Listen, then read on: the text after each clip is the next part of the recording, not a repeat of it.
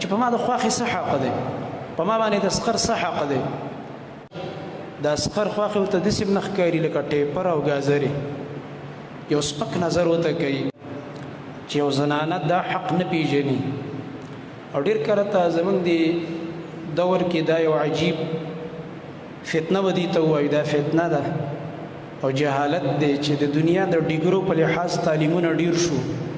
خو د انسانانو نه اخلاق او تربیت ووتل. په داسې ډیګرۍ باندې د شړق را پرېوځي او په داسې ډیګرۍ د اور ولګي چې انسان پکې مشر او کشر نه پیژني. په داسې ډیګرۍ به موږ څوک نه بعضې هغه زنانه چې داسې په های کالجونو یونیورسټو کې سبقونه ویلي، پردي کور ته چې لاړه شي دا سخر خواښې ورته داسې نه ښکاري لکه ټیپر او ګازرې، یو سپک نظر ورته کوي، سپک الفاظ د هغې باره کې وایي، د هغې خبرو منلو باندې ورته ځان بدې ښکاري، ځان ته په یو ډېر لوی نظر باندې ګوري. او دا د الله قانون دی، دا یاد کوي که نارینه دی او که زنانه ده چې کله ځان په خپل اوچتوي دونه تکبر پکې راشي چې دا خپل ځان ورته ډېر اوچت ښکاره شي، دا د دې د ذلت بنیادي وجه ده. الله به دا انسان ذلیله کوي. او کوم انسان چې د الله دپاره ځان ښکته کړي، وما تواضع احد لله الا رفعه الله، نبی کریم صلی الله علیه وسلم فرمایي هیچا د الله دپاره ځان نه دی ښکته کړی مګر چا چې د الله دپاره ځان ښکته کړ الله یې اوچتوي. چې کله ته د الله دپاره ځان ښکته کړي تاکې تواضع وي، عاجزي وي، الله ته اوچتوي، ستا محبت ستا مقبولیت الله د دې خلکو په زړونو کې ورچي. نو بعضې ډېرو کورونو کې اوس دا مسئلې دي او بعضې سوالات راځي. عجیبه دا ده زنانه دا تپوسونه کوي، بیا هغه فیملینې چې په یورپ او په مغرب کې اوسېږي او د انګریزانو هغه ماحول وګوري،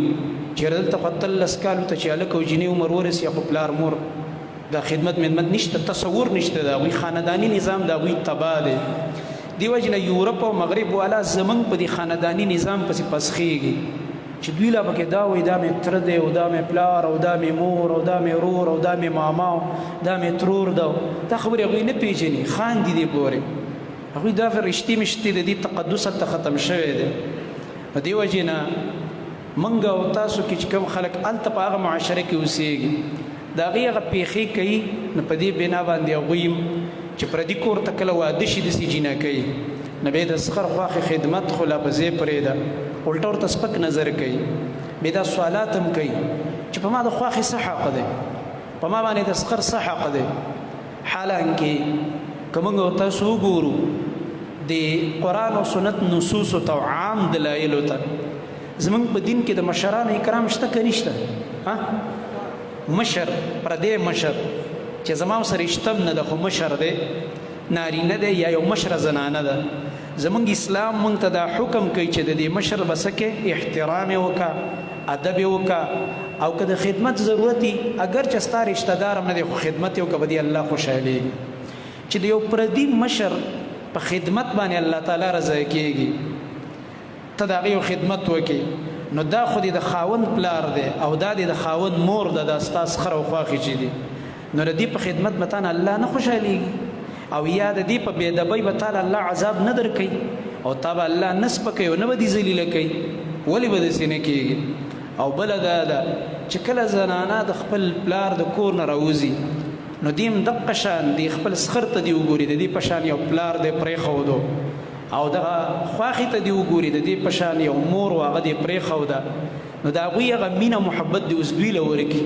خو زموږ د طرف نه پښتانه وایي د یو لاس نه پړق نه خېږي. زه به دا هم ووایم خیر دی څوک دې به دې نه خفه کېږي چې کله کله زموږ د طرف نه کار داسې وراني چې ډېرې خواښې نه هغه داسې زیاتې کوي چې ځان له خپل کور خراب کړي. ډېر سخران داسې چې هغه ځان له خپل کور ماحول په خپله خرابوي. نو د دواړو طرفونو یو بل سره د احسان صفت پکار دی. دا زنانه چې ستا کور ته راغله سخر خواښې له دا پکار ده چې داسې زما یو لور هم په پردي کور کې واده ده، څنګه چې زه په هغې خفه کېږم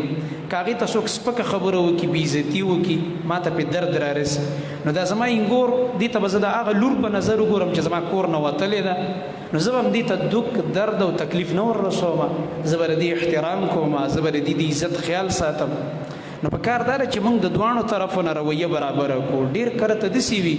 چې دا خواښې ځان داسې ګڼي او دا اسخر چې هغه ډېر زیات زیاتې کوي او ځان نه سم جلاتان جوړ کړي داسې هم نه پکار نو رویه